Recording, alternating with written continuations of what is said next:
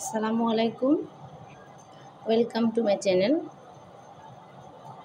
প্রিয় ষষ্ঠ শ্রেণীর শিক্ষার্থী, আজকে আমরা অভিজ্ঞতা 7-এর 162 পৃষ্ঠার ছক 8-এর সমাধান করব।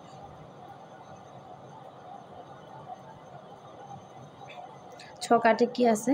আমাদের পূর্বের ছকগুলোর মতোই পূর্বে আমরা কয়েকটা ছক করছি। ছকটা আমরা দেখি। এই ছকটা হচ্ছে একক কাজ।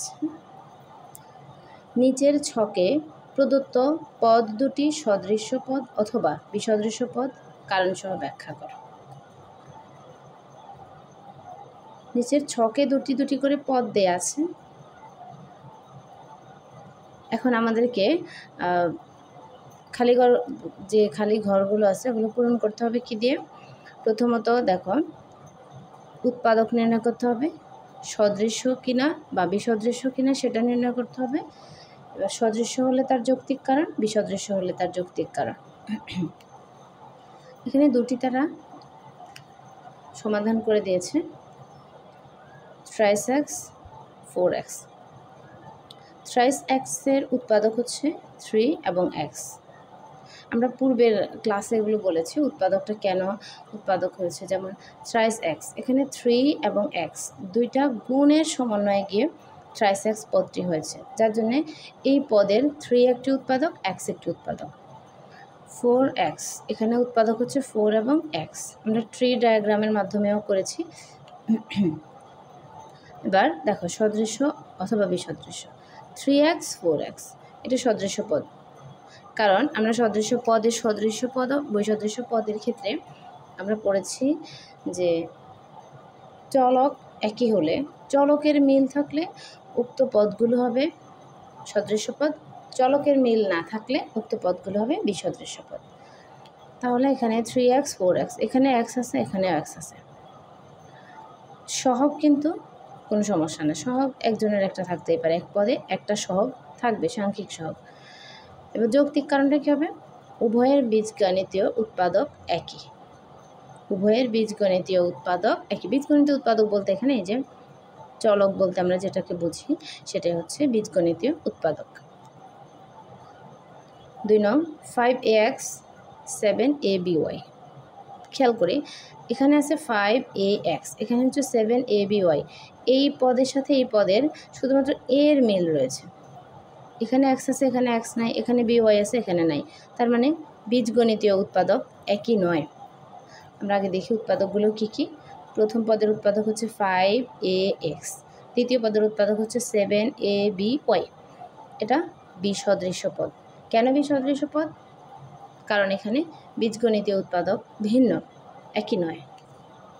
এবার আসো তৃতীয় পদে যাই। তৃতীয় পদ জোড়া খেয়াল করি, 11xy মাইনাস 2/3yx।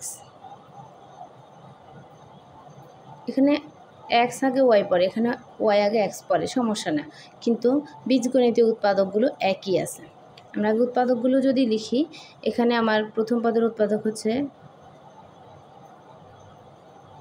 11xy, আর দ্বিতীয় পদের উৎপাদক হচ্ছে মাইনাস 2/3yx। উৎপাদকগুলো আলাদা করা হচ্ছে। এখন আমরা সদৃশ্য না বিসদৃশ্য সেটা লিখব। যেহেতু দেখো এখানেও x আছে, y আছে, এখানেও x আছে, y আছে, তাহলে আমাদের এটা পদ জোড়া সদৃশ্য। এবার যৌক্তিক কারণ কি দিব? উভয়ের বীজগণিতীয় উৎপাদক একই। আমরা এই কথাটা এখানে লিখে দেব, উভয়ের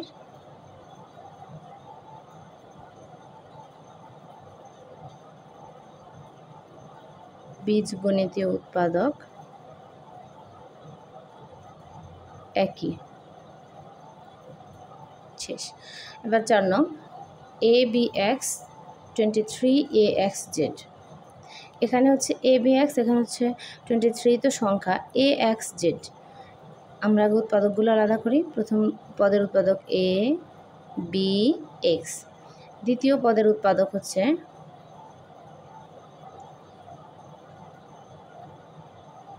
23ax z। খেয়াল করি আমরা এখানে আমাদের আছে abx উৎপাদক। যদি শুধু চলকগুলো খেয়াল করি, এখানে আছে axz। এখানে আমাদের চলকের মিল নেই, শুধুমাত্র ax এর মিল আছে, কিন্তু ax মিল থাকলে হবে না, এখানে b এখানে z, একটা তো অমিল আছে, তাহলে এটা হচ্ছে বিসদৃশ পদ। কারণ বিসদৃশ পদের এবার যৌক্তিক কারণটা দিব, উভয়ের বীজগণিত উৎপাদক ভিন্ন।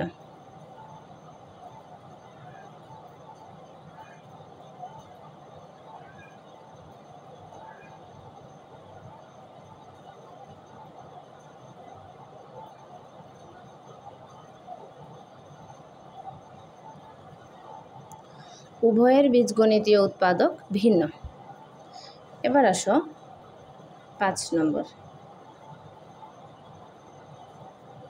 -17bz 25az। আমরা উৎপাদকগুলো যদি আলাদা করি, -17bz 25az, এটা হচ্ছে আমাদের উৎপাদক। এবার আমরা উৎপাদক খেয়াল করি মিল আছে কিনা। দেখো এখানে আছে বি, এখানে আছে এ, এখানে জেড শুধু মিল আছে, শুধু জেড মিল থাকলে হবে না, উভয়েরই বীজগাণিতিক চলক মিল থাকার প্রয়োজন। তাহলে এটা হচ্ছে বিসদৃশ।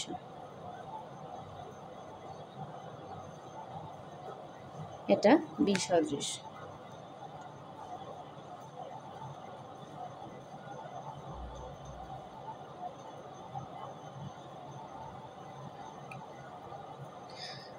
এবার আমরা যৌক্তিক কারণ দিব, উভয়েরই বীজগণিতীয় উৎপাদক ভিন্ন। সেম আগের কথাটাই লিখে দেব আমরা। এবার আসো 4x 12y। আমরা আগে উৎপাদকগুলো লিখি, 4x, এখানে হচ্ছে 12y, এখানে হচ্ছে x, এখানে y, বীজগণিতীয় উৎপাদক, এটাও বিসদৃশ পদ ভিন্ন। এটা আমরা যৌক্তিক কারণ আগেরটাই লিখে দেব, উভয়ের বীজগণিতীয় উৎপাদক ভিন্ন। এবার আসো 7, PAB QBA। আমরা আগে উৎপাদকগুলো লিখি, PAB QBA।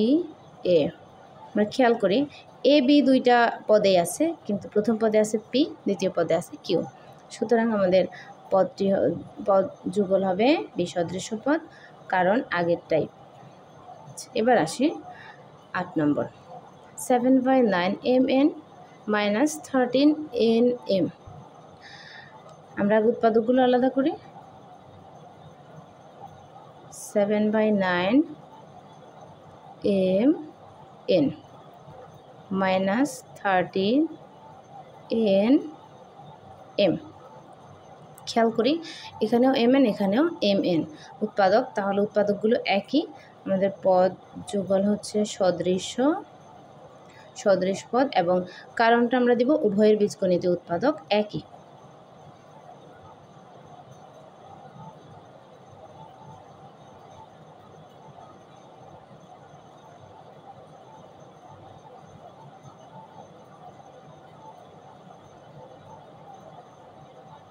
একই, আশা করি বুঝতে পেরেছ।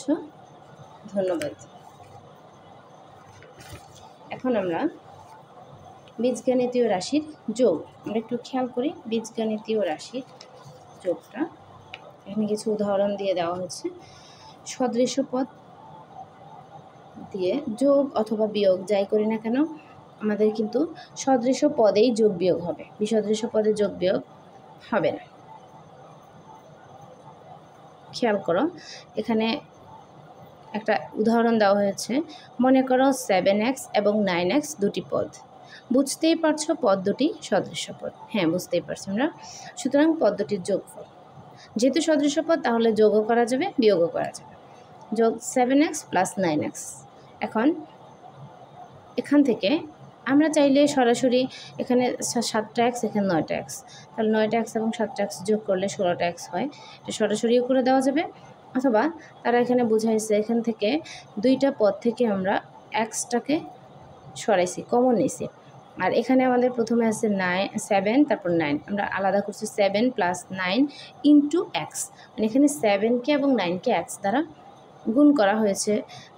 এটা হচ্ছে 7x + 9x হচ্ছে, এক্স দিয়ে যখন 2টা পদকে গুণ করা হবে তখন হবে এটা। আর এবার আমরা এখান থেকে আবার 2টা পদ থেকেই এক্সটাকে কমন নেব। কমন নিলে আবার এই পদে থাকে 7, এই পদে থাকে 9, তাহলে 7 এবং 9 আমি আবার যোগ করি। 7 এবং 9 যোগ করলে কত হয়?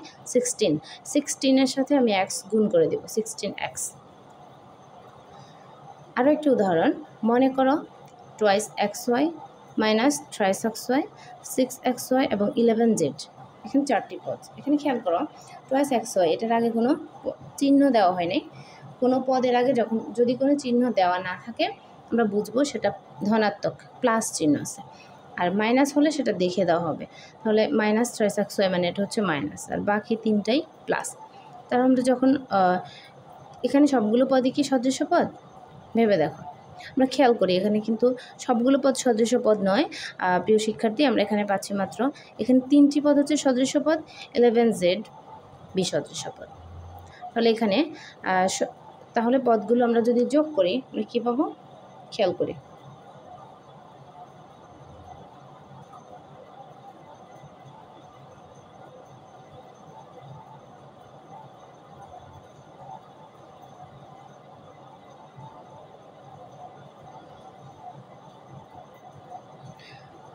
আমরা পদগুলো যোগ করলে 2xy - 3xy + 6xy + 11z। তাহলে এখানে প্রথমত সদৃশ্য পদগুলোর কাজ আমরা আগে করি। সদৃশ্য পদগুলো থেকে কি করা হলো? শুধু সাংখ্যিক সহগগুলোকে, যেমন এখানে হচ্ছে 2, এখানে হচ্ছে -3, এখানে হচ্ছে 6, সাংখ্যিক সহগগুলোকে আমরা আলাদা করছি। 3টা পদে xy আছে, 3টা পদ থেকে আমরা xy কমন নিছি। তাহলে এখানে আমাদের থাকে 2 - 3 + 6, xy তো 3টা পদে আছে, সেখান থেকে আমরা xy কমন নিছি, আর +11z। এবার আমরা এখানে প্লাস চিহ্ন, এখানে 6 আর 2 হচ্ছে প্লাস চিহ্নযুক্ত সংখ্যাগুলোকে আমরা আগে যোগ করছি, তাহলে 6 2 যোগ করলে 8, 6 + 2 = 8, -3 xy + 11z। এবার 8 থেকে 3 আমরা এখানে বিয়োগ করব।